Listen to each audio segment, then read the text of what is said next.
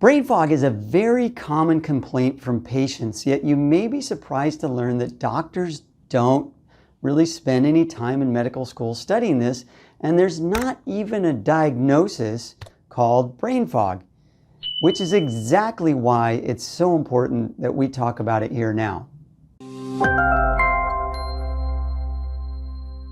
I'm Dr. Stephen Wangen, the founder and medical director of the IBS Treatment Center. What does IBS or even digestion have to do with brain fog?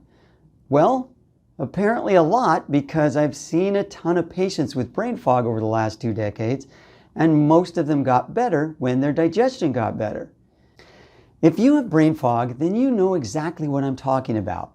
I've had it too, although I didn't know that I had it until it was gone. I thought that it was normal because I had it my entire life until my late 20s. I didn't know that I was studying twice as hard as I needed to and that I couldn't keep my thoughts clear until one day I could. And then it all became clear, both literally and figuratively. Brain fog is when you know you just can't recall things like you normally do, or you just aren't as sharp and you can't just put like 2 and 2 together, right? You can't put your thoughts together like you know you normally can. And it can be really a very difficult condition to define, but the people who experience it know it when they have it. Unless, of course, they've always had it, then they don't know any difference. Now, in my experience, there are 2 big causes of brain fog: food allergies, which we often call food intolerances, and a Candida overgrowth in the digestive system.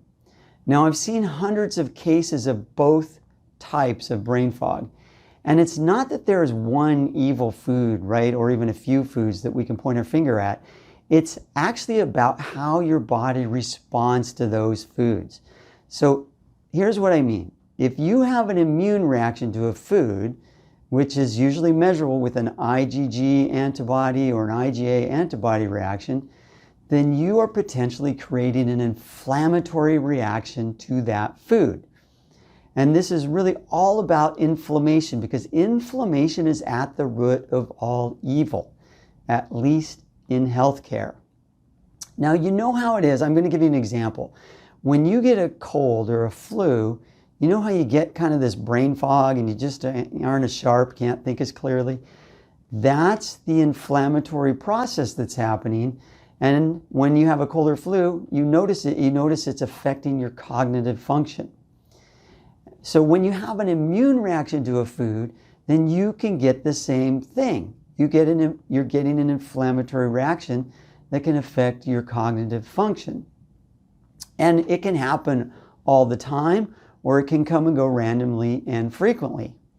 Now, once you stop eating that food, the fog can literally lift, and you will be surprisingly alert and clear-headed. And that's what happened with me when I stopped eating gluten nearly 30 years ago. It was like a whole new world literally opened up to me. I could think so much more clearly than I ever could before, and more consistently clear, not just occasionally clear. Now, it could be any food, not just gluten. And I've seen lots of patients who experience that same type of thing when they stopped eating. In their case, it could have been dairy or eggs or almonds, or whatever it was that they were showing up reactive to. It depends on your body and your immune system's reaction to a particular food. So be sure to fully understand your food allergies and intolerances so that you can have a good grasp on what might be causing this problem. The other cause that I've seen happen a lot is a Candida overgrowth in the gut. Now, Candida is one of the most underestimated and misunderstood organisms in healthcare that can negatively affect your health.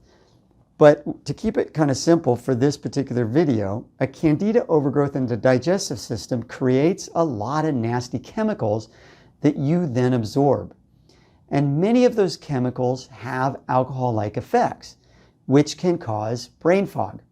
So treating the Candida overgrowth is the key to getting better.